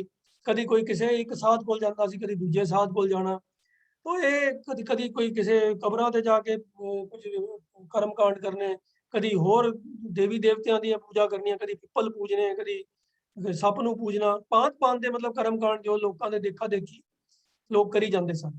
तो वो सारी दुविधा जिहड़ी है नाश हो जाती है जदों गुरु का ज्ञान मिलता है तो एक परमात्मा के उत्ते भरोसे की गल उहदे मन एक्सैप्ट कर लैंदा है। तो ये जिहड़े दुचित्तेपन दे जिहड़े दोनों पिलर ने ये टुट जाते हैं। दुचित्ते की दोए थून गिरानी, गिरानी मैंने गिरा दी, डेग दी, थून थम पिलर, दुचित्तेपन दे दोनों पिलर जिहड़े ने वो गिरा दिते इस ज्ञान की हनेरी ने। फिर होर की कीता, मोह बलेंडा टूटा। बलेंडा कहते हैं ਬੀਮ ਨੂੰ, ਜਿਹੜਾ ਵਲਾ ਜਿਹੜਾ ਹੁੰਦਾ ਹੈ ਉੱਪਰ ਛੱਤ ਦੇ ਥੱਲੇ ਦੋਨਾਂ ਪਿਲਰ ਦੇ ਉੱਤੇ ਰੱਖ ਕੇ ਸਪੋਰਟ ਦਿੱਤੀ ਜਾਂਦੀ ਛੱਤ ਨੂੰ। ਉਹ ਕਬੀਰ ਜੀ ਕਹਿੰਦੇ ਨੇ ਕਿ ਬਈ ਇਹ ਜਿਸ ਭਰਮ ਜਾਲ ਦੇ ਮਾਇਆ ਦੇ ਮੋਹ ਨੂੰ ਮੋਹ ਜਿਹੜਾ ਹੈ ਇਹ ਬੀਮ ਦਾ ਕੰਮ, ਬਲੇਂਡੇ ਦਾ ਕੰਮ, ਵਲੇ ਦਾ ਕੰਮ ਕਰਦਾ ਹੈ। ਤੇ ਜਦੋਂ ਗਿਆਨ ਦੀ ਹਨੇਰੀ ਆਉਂਦੀ ਹੈ ਨਾ ਤਾਂ ਉਹ ਇਸ ਬਲੇਂਡੇ ਨੂੰ, ਇਸ ਵਲੇ ਨੂੰ ਵੀ, ਇਸ ਬੀਮ ਨੂੰ ਵੀ ਤੋੜ ਦਿੰਦਾ ਹੈ ਜਿਹਦੇ ਸਹਾਰੇ ਛੱਤ ਟਿਕੀ ਹੋਈ ਹੈ। ਉਹ ਫਿਰ ਅੰਦਰੋਂ ਮੋਹ ਜਿਹੜਾ ਮਾਇਆ ਦਾ ਮੋਹ ਹੈ ਨਾ ਉਹ ਵੀ ਅੰਦਰੋਂ ਫਿਰ ਟੁੱਟ ਜਾਂਦਾ ਹੈ। ਜਦੋਂ ਇੱਕ ਪ੍ਰਮਾਤਮਾ ਦੇ ਉੱਤੇ ਟੇਕ ਲੱਗ ਜਾਂਦੀ ਹੈ, ਪਤਾ ਸਮਝ ਆ ਜਾਂਦੀ ਹੈ ਕਿ ਮਾਇਆ ਤਾਂ ਉਹਦੀ ਦਾਸੀ ਹੈ, ਮਾਇਆ ਦਾ ਮੋਹ ਜਿਹੜਾ ਹੈ ਕੋਈ ਸਵਾਰਨ, ਕੁਝ ਜ਼ਿੰਦਗੀ ਦਾ ਸਵਾਰ ਨਹੀਂ ਸਕਦਾ, ਤਾਂ ਇਹ ਮੋਹ ਜਿਹੜਾ ਹੈ ਮਾਇਆ ਦਾ ਉਹ ਵੀ ਅੰਦਰੋਂ ਉਹਦੇ ਨਾਲ ਪਕੜ ਟੁੱਟ ਜਾਂਦੀ ਹੈ। ਉਹਦਾ ਫਿਰ ਅਸਰ ਕੀ ਹੁੰਦਾ ਹੈ? ਅਗਲੀ ਪੰਕਤੀ ਚ ਕਬੀਰ ਜੀ ਫਰਮਾਉਂਦੇ ਹਨ ਕਿ ਤ੍ਰਿਸ਼ਨਾ ਛਾਨ ਪਰੀ ਧਰ ਉੱਪਰ। ਇਸ ਦੋ ਪਿੱਲਰ ਜਿਹੜੇ ਦੁਚਿੱਤੇਪਨ ਦੇ ਸਨ ਤੇ ਮੋਹ ਦਾ ਜਿਹੜਾ ਬੀਮ ਸੀਗਾ, ਇਹਨਾਂ ਦੇ ਸਹਾਰੇ ਜਿਹੜੀ ਤ੍ਰਿਸ਼ਨਾ ਦੀ ਛੱਤ ਉੱਪਰ ਪਈ ਹੋਈ ਸੀਗੀ। ਹੁਣ ਜਦੋਂ ਮਾਇਆ ਦਾ ਮੋਹ ਬੰਦੇ ਦੇ ਉੱਪਰ ਹਾਵੀ ਹੋਵੇ ਤਾਂ ਉਹਨੂੰ ਤੇ ਫਿਰ ਕੁਝ ਨਾ ਕੁਝ ਫੀਡ ਕਰਨ ਵਾਸਤੇ ਵੀ ਕੁਝ ਚਾਹੀਦਾ ਹੈ। ਤਾਂ ਉਹ ਸਹਾਰੇ ਦੇ ਉੱਤੇ ਤ੍ਰਿਸ਼ਨਾ ਜਿਹੜੀ ਹੈ ਨਾ ਉਹ ਆਪਣਾ ਟਿਕਾਣਾ ਇਨਸਾਨ ਦੇ ਉੱਪਰ ਪੱਕਾ ਬਣਾ ਲੈਂਦੀ ਹੈ। ਉਹਦੇ ਜੀਵਨ ਦੇ ਵਿੱਚ ਤ੍ਰਿਸ਼ਨਾ ਪੱਕਾ ਘਰ ਕਰ ਲੈਂਦੀ ਹੈ। ਉਹਦੇ ਅੰਦਰ ਹੋਰ ਦੀ ਭਾਵਨਾ, ਇਹ ਮੈਂ ਹੋਰ ਪੈਸਾ ਕਮਾ ਲਵਾਂ, ਹੋਰ ਜ਼ਮੀਨ ਜਾਇਦਾਦ ਇਕੱਠੀ ਕਰ ਲਵਾਂ, ਹੋਰ ਪਰਿਵਾਰ ਨੂੰ ਵੱਡਾ ਕਰ ਲਵਾਂ, ਪਰਿਵਾਰ ਦੇ ਵਾਸਤੇ ਹੋਰ ਕੋਈ ਚੰਗੇ ਸਾਧਨ ਇਕੱਠੇ ਕਰ ਲਵਾਂ। ਤਾਂ ਹੋਰ ਦੀ ਜਿਹੜੀ ਤ੍ਰਿਸ਼ਨਾ ਦੀ ਭਾਵਨਾ ਹੈ ਉਹ ਉਹਦੇ ਜੀਵਨ ਦੇ ਅੰਦਰ ਪੱਕਾ ਘਰ ਬਣਾ ਲੈਂਦੀ ਹੈ। ਮਾਨੋ ਉਹਨੇ ਇਸ ਝੁੱਗੀ ਦੇ ਉੱਪਰ ਜਿਹੜੀ ਛੱਤ ਹੈ ਉਹ ਤ੍ਰਿਸ਼ਨਾ ਦੀ ਛੱਤ ਬਣੀ ਹੁੰਦੀ ਹੈ, ਜਿਹੜੀ ਓਵਰਆਲ ਉਹਨੂੰ, ਉਹਦੇ ਹਰ ਕਰਮ ਨੂੰ ਜਿਹੜੀ ਹੈ ਗਾਈਡ ਕਰਦੀ ਹੈ। ਜੀਵਨ ਦਾ ਹਰ ਕਰਮ ਜਿਹੜਾ ਹੈ ਉਹਨੂੰ ਅੱਗੇ ਤੋਰਨ ਵਿੱਚ ਤ੍ਰਿਸ਼ਨਾ ਜਿਹੜੀ ਹੈ ਪਿੱਛੋਂ ਆਪਣਾ ਜ਼ੋਰ ਲਾ ਰਹੀ ਹੁੰਦੀ ਹੈ। ਮਾਨੋ ਓਵਰਆਲ ਉਹਨੇ ਕਵਰ ਕੀਤਾ ਹੁੰਦਾ ਉਹਦੇ ਹਰ ਸੋਚ ਨੂੰ। ਤਾਂ ਉਹਨੂੰ ਕਬੀਰ ਜੀ ਨੇ ਮਿਸਾਲ ਦਿੱਤੀ ਹੈ ਛੰਨ ਦੀ। ਛੰਨ ਕਹਿੰਦੇ ਹਨ ਜਿਹੜੀ ਛੱਤ ਝੁੱਗੀ ਦੇ ਉੱਪਰ ਪਈ ਹੁੰਦੀ ਹੈ। ਤ੍ਰਿਸ਼ਨਾ ਛਾਨ ਪਰੀ, ਔਰ ਉਹ ਕਹਿੰਦੇ ਜਦੋਂ ਗਿਆਨ ਦੀ ਆਈ ਹਨੇਰੀ ਤਾਂ ਫਿਰ ਇਹ ਦੋਨੋਂ ਚਿੱਤੇਪਨ ਦੇ ਪਿੱਲਰ ਵੀ ਟੁੱਟ ਗਏ, ਮੋਹ ਦਾ ਬੀਮ ਵੀ ਟੁੱਟ ਗਿਆ, ਤੇ ਜਿਹੜੀ ਇਹ ਉੱਪਰ ਛੱਤ ਸੀਗੀ ਤ੍ਰਿਸ਼ਨਾ ਦੀ ਉਹ ਆ ਕੇ ਠਾ ਕਰਦੀ ਜ਼ਮੀਨ ਦੇ ਉੱਪਰ ਡਿੱਗ ਪਈ। ਪਰੀ ਧਰ ਉੱਪਰ, ਧਰ ਕਹਿੰਦੇ ਹਨ ਧਰਤੀ ਨੂੰ, ਜ਼ਮੀਨ ਨੂੰ। ਉਹ ਜਿਹੜੀ ਛੱਤ ਇਹਨਾਂ ਪਿੱਲਰ ਦੇ ਉੱਤੇ ਔਰ ਬੀਮ ਦੇ ਉੱਤੇ ਟਿਕੀ ਹੋਈ ਸੀਗੀ ਉਹ ਠਾ ਕਰਦੀ ਜ਼ਮੀਨ ਦੇ ਉੱਪਰ ਆ ਕੇ ਡਿੱਗ ਪਈ। ਛਾਨ ਪਰੀ ਧਰ ਉੱਪਰ, ਉਹ ਛੱਤ ਆ ਕੇ ਜ਼ਮੀਨ ਦੇ ਉੱਤੇ ਡਿੱਗ ਪਈ, ਕਿਉਂਕਿ ਜੋ ਸਹਾਰੇ, ਜਿਸ ਸਹਾਰੇ ਤੇ ਉਹ ਖੜੀ ਸੀ ਉਹ ਸਹਾਰੇ ਹੀ ਖਤਮ ਹੋ ਗਏ। ਨਾ ਮਨ ਚ ਜਿੱਤਾਪਨ ਹੈ, ਨਾ ਮਾਇਆ ਦਾ ਮੋਹ ਹੈ, ਤੇ ਫਿਰ ਤ੍ਰਿਸ਼ਨਾ ਕਿੱਥੇ? ਤ੍ਰਿਸ਼ਨਾ ਕਾਹਦੀ ਰਹਿ ਜਾਏਗੀ? ਜਦ ਮਾਇਆ ਦਾ ਮੋਹ ਹੀ ਖਤਮ ਹੋ ਗਿਆ ਤਾਂ ਹੁਣ ਤ੍ਰਿਸ਼ਨਾ ਕਿਸ ਚੀਜ਼ ਦੀ ਕਰਨੀ ਹੈ?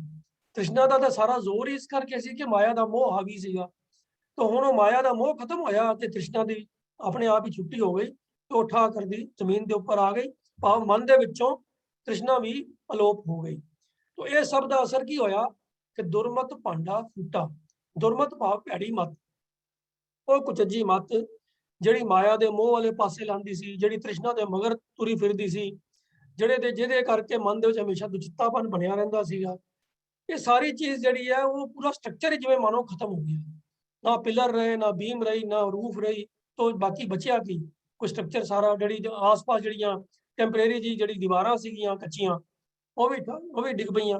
ਤਾਂ ਸਾਰਾ ਸਟਰਕਚਰ ਇਹ ਤਹਿਸ ਨਹਿਸ ਹੋ ਗਿਆ। ਤਾਂ ਇਹ ਸਾਰਾ ਸਟਰਕਚਰ ਜਿਹੜਾ ਸੀ ਉਹ ਭੈੜੀ ਮਤ ਦਾ ਸੀਗਾ, ਇਹਨਾਂ ਵਿਕਾਰਾਂ ਕਰਕੇ, ਮਾਇਆ ਦੇ ਮੋਹ ਕਰਕੇ। ਮਤ ਜਿਹੜੀ ਸੀ ਹਮੇਸ਼ਾ ਬੰਦੇ ਨੂੰ ਗਲਤ ਕੰਮ ਕਰਨ ਨੂੰ ਪ੍ਰੇਰਦੀ ਸੀ, ਤ੍ਰਿਸ਼ਨਾ ਦੇ ਅਧੀਨ ਚੋਰੀ ਕਰਨ ਨੂੰ ਪ੍ਰੇਰਦੀ ਸੀ, ਰਿਸ਼ਵਤ ਲੈਣ ਨੂੰ ਪ੍ਰੇਰਦੀ ਸੀ, ਕਿਸੇ ਦਾ ਹੱਕ ਮਾਰਨ ਨੂੰ ਪ੍ਰੇਰਦੀ ਸੀ, ਕਿਸੇ ਦੇ ਉੱਤੇ ਧੱਕਾ ਜ਼ੁਲਮ ਕਰਨ ਨੂੰ ਪ੍ਰੇਰਦੀ ਸੀ। ਉਹ ਭੈੜੀ ਮਤ ਸਾਰੀ ਖਤਮ ਹੋ ਗਈ। ਤਾਂ ਦੁਚਿੱਤਾਪਨ ਵੀ ਗਿਆ, ਮਾਇਆ ਦਾ ਮੋਹ ਵੀ ਗਿਆ, ਤ੍ਰਿਸ਼ਨਾ ਵੀ ਗਈ, ਤੇ ਭੈੜੀ ਮਤ ਜਿਹੜੀ ਹੈ ਉਹਦੇ ਵਾਸਤੇ ਹੁਣ ਕੋਈ ਉਹਨੂੰ ਸਪੋਰਟ ਕਰਨ ਵਾਲਾ, ਉਹਨੂੰ ਫੀਡ ਕਰਨ ਵਾਲਾ ਕੋਈ ਰੀਜ਼ਨ ਬਚਿਆ ਹੀ ਨਹੀਂ।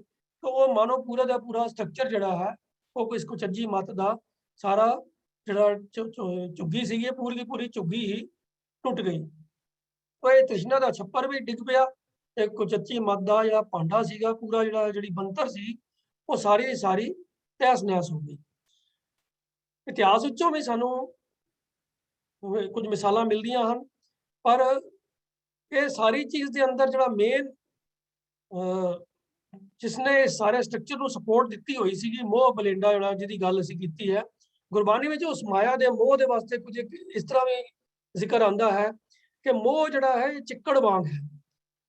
ਇਹ ਠੀਕ ਹੈ ਕਿ ਇੱਥੇ ਕਬੀਰ ਜੀ ਨੇ ਇਸ ਸ਼ਬਦ ਦੇ ਅੰਦਰ ਉਹਨੂੰ ਬਲੇਂਡੇ ਦੇ ਔਰ ਇਹ ਜਿਹੜਾ ਬੀਮ ਹੈ ਉਹਦੇ ਨਾਲ ਤੁਲਨਾ ਦਿੱਤੀ ਹੈ, ਪਰ ਮੋਹ ਦਾ ਸੁਭਾਅ, ਮਾਇਆ ਦੇ ਮੋਹ ਦਾ ਸੁਭਾਅ ਐਸਾ ਹੈ ਕਿ ਉਹ ਇਨਸਾਨ ਦੇ ਜੀਵਨ ਦੇ ਅੰਦਰ ਇੱਕ ਚਿੱਕੜ ਦੀ ਨਿਆਈ ਆਪਣਾ ਜ਼ੋਰ ਦਿਖਾਉਂਦਾ ਹੈ।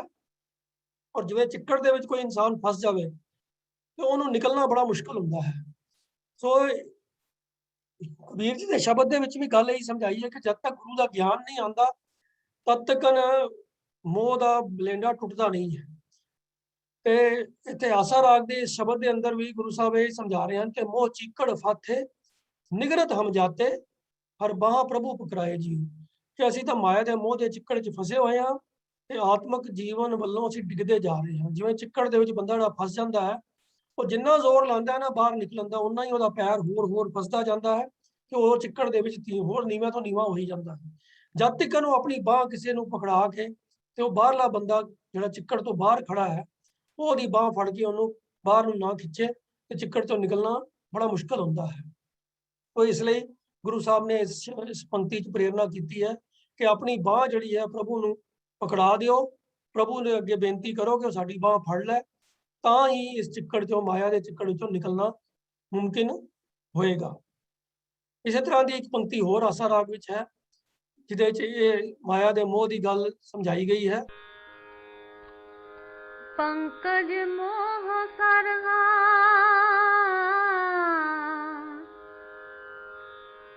पग नहीं चले हरहा गहडे मूड़ नरहा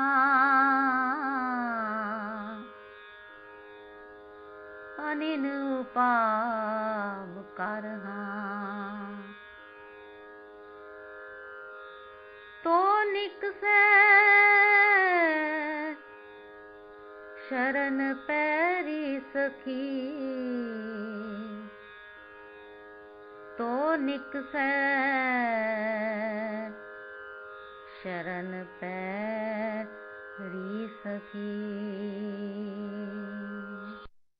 ਉਹਦੇ ਵਿੱਚ ਵੀ ਸੰਸਾਰ ਸਮੁੰਦਰ ਦੇ ਮੋਹ ਦੇ ਚਿੱਕੜ ਦੇ ਹੋਣ ਦੀ ਗੱਲ ਕੀਤੀ ਹੋਈ ਹੈ ਤੇ ਇਸ ਮੋਹ ਦੇ ਵਿੱਚ, ਮਾਇਆ ਦੇ ਮੋਹ 'ਚ ਫਸਿਆ ਹੋਇਆ ਇਹਦਾ ਇਨਸਾਨ ਦਾ ਜੋ ਪੈਰ ਹੈ ਉਹ ਪਰਮਾਤਮਾ ਵਾਲੇ ਪਾਸੇ ਨਹੀਂ ਤੁਰ ਸਕਦਾ। ਪੱਗ ਨਹੀਂ ਚੱਲਦਾ ਹਰੀ ਵਾਲੇ ਪਾਸੇ ਉਹਦਾ ਪੈਰ ਹੀ ਨਹੀਂ ਚੱਲਦਾ, ਭਾਵ ਉਹਦੀ ਸੋਚ ਪਰਮਾਤਮਾ ਵਾਲੇ ਪਾਸੇ ਜਾਂਦੀ ਹੀ ਨਹੀਂ।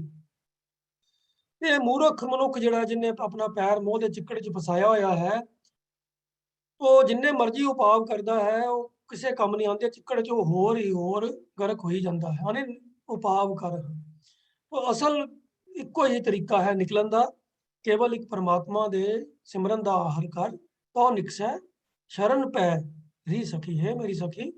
ਕੇਵਲ ਇੱਕ ਪਰਮਾਤਮਾ ਦੇ ਸਿਮਰਨ ਦਾ ਹੀ ਆਹਰ ਕਰ, ਪਰਮਾਤਮਾ ਦੀ ਸ਼ਰਨ ਪੈ, ਤਾਂ ਹੀ ਇਸ ਮੋਹ ਚਿੱਕੜ ਵਿੱਚ ਫਸਿਆ ਪੈਰ ਨਿਕਲ ਸਕਦਾ ਹੈ।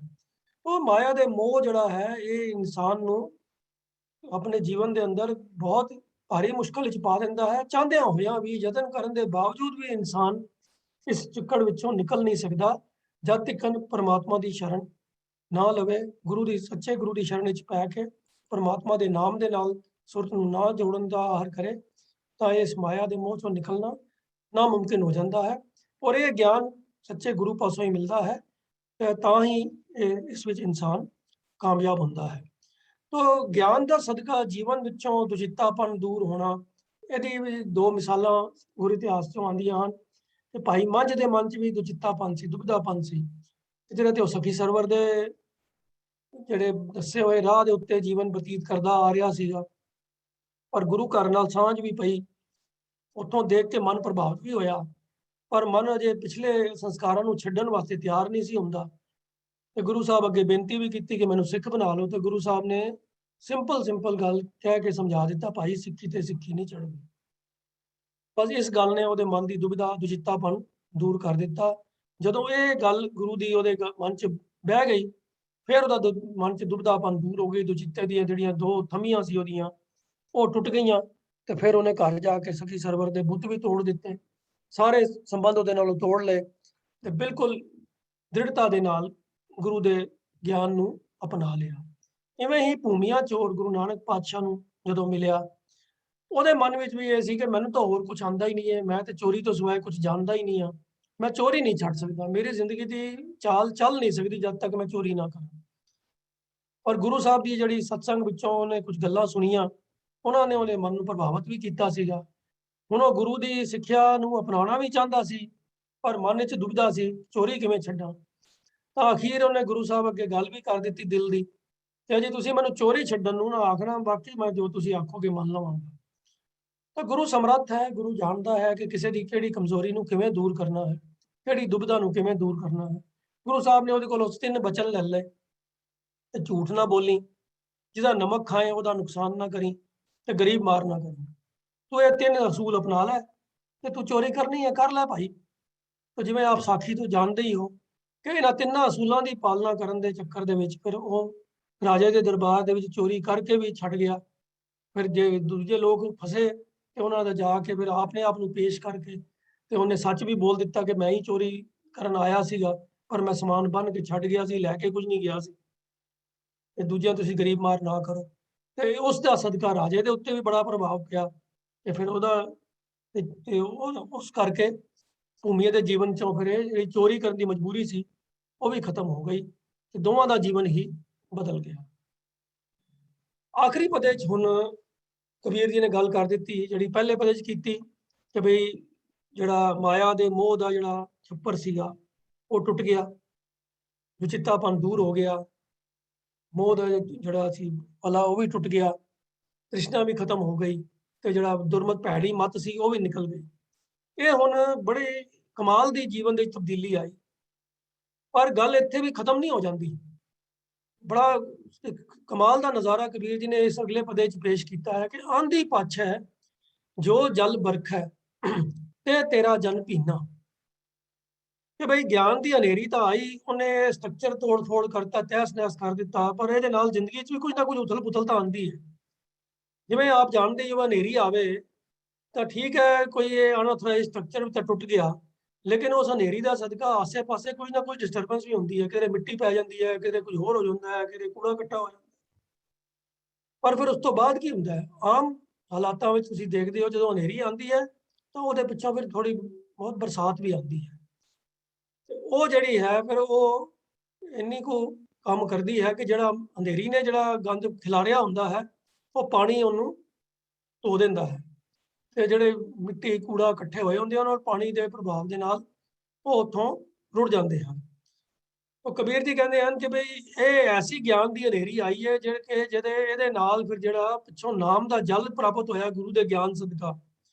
ਗੁਰੂ ਪਾਸੋਂ ਜਿਹੜੇ ਗਿਆਨ ਦੀ ਹਨੇਰੀ ਤਾਂ ਆਈ, ਜਿਨੇ ਮਨ ਦੇ ਵਿੱਚੋਂ ਸਾਰੇ ਦੁਰਮਤ ਭੈੜੀ ਮਤ ਨੂੰ ਕੱਢ ਦਿੱਤਾ, ਪਰ ਨਾਲ ਹੀ ਨਾਲ ਜਿਹੜਾ ਨਾਮ ਜਲ ਦੀ ਵਰਖਾ ਹੋ ਗਈ, ਪ੍ਰਭੂ ਦੀ ਸਿਫਤ ਸਲਾਹ ਦੇ ਨਾਲ ਜਿਹੜਾ ਗੁਰੂ ਨੇ ਜੋੜ ਦਿੱਤਾ, ਤੇ ਤੇਰਾ ਜਨ ਪੀਨਾ, ਉਹਨੇ ਤਾਂ ਮੈਨੂੰ ਨਿਹਾਲ ਕਰ ਦਿੱਤਾ, ਉਹਨੇ ਮੇਰਾ ਮਨ ਮਸਤ ਕਰ ਦਿੱਤਾ, ਮੇਰਾ ਮਨ ਭਿੱਜ ਗਿਆ। ਤੇਰਾ ਜਨ ਤੇਰਾ ਦਾਸ ਹੈ ਪ੍ਰਭੂ, ਆਂधी ਪਛ ਹੈ ਜੋ ਜਲ ਬਰਖੈ ਤੇ ਤੇਰਾ ਜਨ ਪੀਨਾ। ਹੈ ਪ੍ਰਭੂ, ਤੇਰਾ ਦਾਸ ਜਿਹੜਾ ਹੈ ਹੁਣ ਤੇਰੇ ਨਾਲ ਪਿਆਰ ਪਾ ਕੇ ਤੇਰੇ ਨਾਮ ਦੀ ਬਰਖਾ ਦੇ ਵਿੱਚ ਭਿੱਜ ਗਿਆ ਹੈ, ਸਵਾਦ ਆਣਾ ਸ਼ੁਰੂ ਹੋ ਗਿਆ, ਰਸ ਆ ਗਿਆ ਹੈ ਤੇਰੇ ਨਾਮ ਦਾ।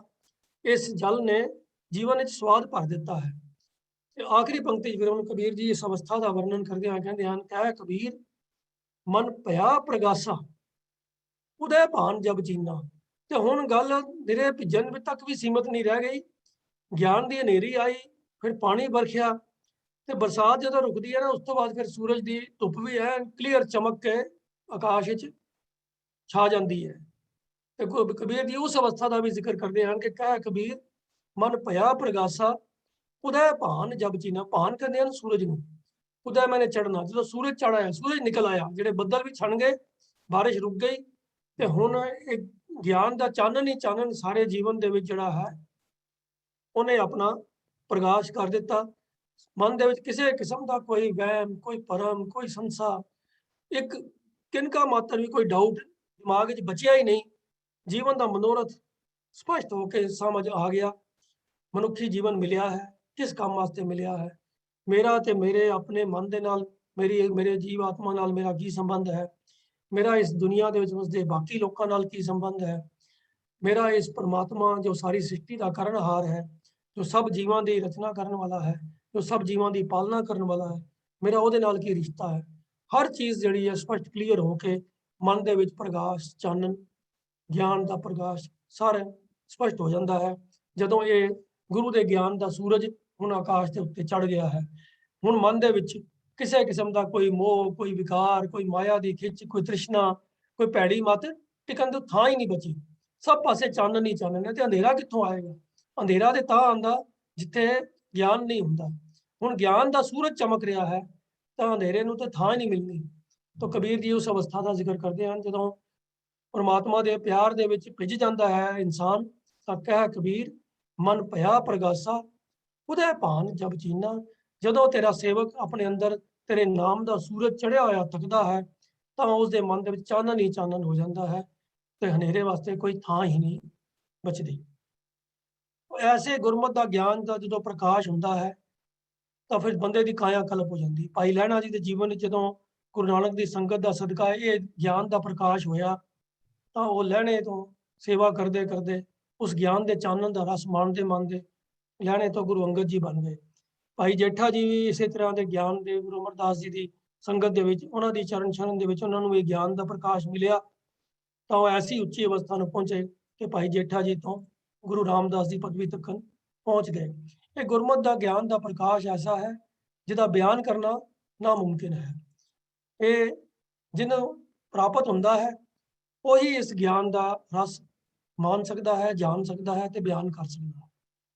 ਉਹ ਇਹ ਇਸ ਸ਼ਬਦ ਦੇ ਵਿੱਚ ਜੋ ਅੱਜ ਦੇ ਵਿਚਾਰ ਸੀ ਸੰਖੇਪ ਵਿੱਚ ਕਿ ਜਿਤਨਾ ਚਿਰ ਮਨੁੱਖ ਮਾਇਆ ਦੇ ਬੰਧਨਾਂ ਵਿੱਚ ਜਕੜਿਆ ਰਹਿੰਦਾ ਹੈ, ਇਸ ਦਾ ਡੋਲਦਾ ਮਨ ਪਰਮਾਤਮਾ ਨੂੰ, ਪ੍ਰਭੂ ਨੂੰ ਵਿਸਾਰ ਕੇ ਹੋਰ ਆਸਰੇ ਪਰਨੇ ਤੱਕਦਾ ਹੈ। ਕਦੀ ਕਿਸੇ ਦੇ ਭਰਮ ਵਿੱਚ, ਕਦੀ ਕਿਸੇ ਦੇ ਵਹਿਮ ਵਿੱਚ ਪਿਆ ਰਹਿੰਦਾ ਹੈ ਤੇ ਮਾਇਆ ਦੇ ਮੋਹ ਦੇ ਕਾਰਨ ਤ੍ਰਿਸ਼ਨਾ ਲਾਲਚ ਦੀ ਸਾਰੀ ਦੀ ਸਾਰੀ ਜੀਵਨ ਉਸਾਰੀ ਆਪਣੀ ਬਣਾਈ ਰੱਖਦਾ। ਉਹਦੇ ਜੀਵਨ ਸਾਰਾ ਤ੍ਰਿਸ਼ਨਾ ਦੇ ਨਾਲ ਹੀ ਡਰਾਈਵ ਹੁੰਦਾ ਹੈ, ਸਾਰੇ ਕੰਮ ਤ੍ਰਿਸ਼ਨਾ ਦੇ ਅਧੀਨ ਹੀ ਹੁੰਦੇ ਹਨ। ਪਰ ਸਤਿਗੁਰੂ ਦੇ ਗਿਆਨ ਦੀ ਬਰਕਤ ਨਾਲ ਇਹ ਕੁਚੱਜੀ, ਇਹ ਭੈੜੀ ਮੱਤ ਵਾਲੀ ਬੰਤਰ ਮੁੱਕ ਜਾਂਦੀ ਹੈ। ਫਿਰ ਜਿਉਂ-ਜਿਉਂ ਨਾਮ ਸਿਮਰਦਾ ਹੈ, ਸਮਝ ਉੱਚੀ ਹੁੰਦੀ ਹੈ ਤੇ ਨਾਮ ਰਸ ਦਾ ਆਨੰਦ ਆਉਂਦਾ ਹੈ। ਉਹ ਆਨੰਦ ਦੀ ਅਵਸਥਾ, ਉਹ ਸਮਾਧ ਦੀ ਅਵਸਥਾ ਫਿਰ ਐਸੀ ਹੈ ਕਿ ਜਿਹਦੇ ਅੱਗੇ ਫਿਰ ਕਿਸੇ ਵਿਕਾਰ ਦੀ ਕੋਈ ਥਾਂ ਨਹੀਂ ਬਚਦੀ, ਕੁਛ ਨਹੀਂ ਬਚਦਾ, ਸਿਰਫ ਆਨੰਦ ਹੀ ਆਨੰਦ, ਆਨੰਦ ਹੀ ਆਨੰਦ ਬਚ ਜਾਂਦਾ। ਤੋ ਆਓ ਅੰਤ ਵਿੱਚ ਇਸ ਸ਼ਬਦ ਦਾ ਪਾਠ ਵੀ ਸਰਵਣ ਕਰੀਏ ਤੇ ਨਾਲ ਇਹਦੇ ਅਰਥ ਵੀ ਵਿਚਾਰੀਏ। ਰਾਮ ਗੋੜੀ ਚੇਤੀ ਦੇਖੋ ਪਾਈ, ਗਿਆਨ ਕੀ ਆਈ ਆਂधी,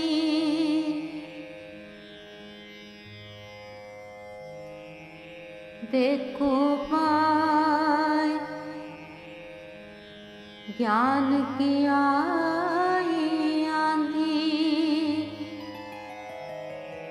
सब उडानी ब्रह्म की टाटी,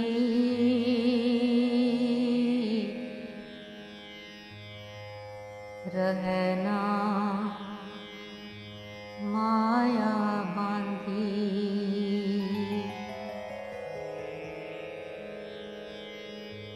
दुचित्ते की दोय थून गिरान, मोह बलिंदा टूटा,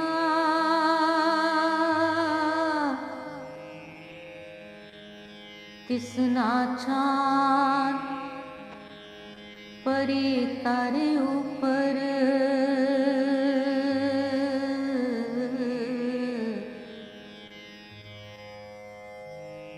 दुर्मत पांडा फूटा,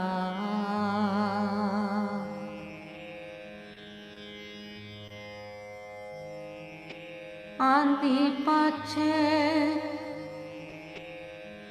जो जल बरखे,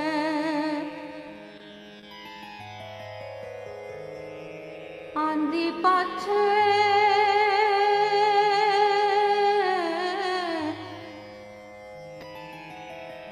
जो जल बरखे, तेने तेरा जन पीना, कह कबीर मन पया प्रगासा,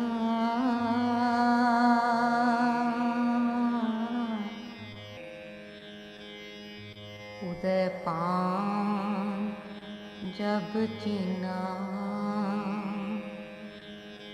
कह कबीर मन पया प्रगासा।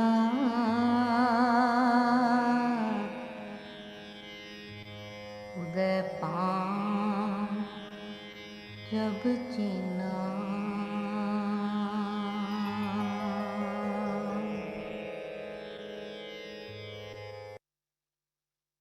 बहुत बहुत धन्यवाद। अंत जाओ फतेह दी सांझ करिए जी। वाहिगुरू जी का खालसा, वाहिगुरू जी की फतेह।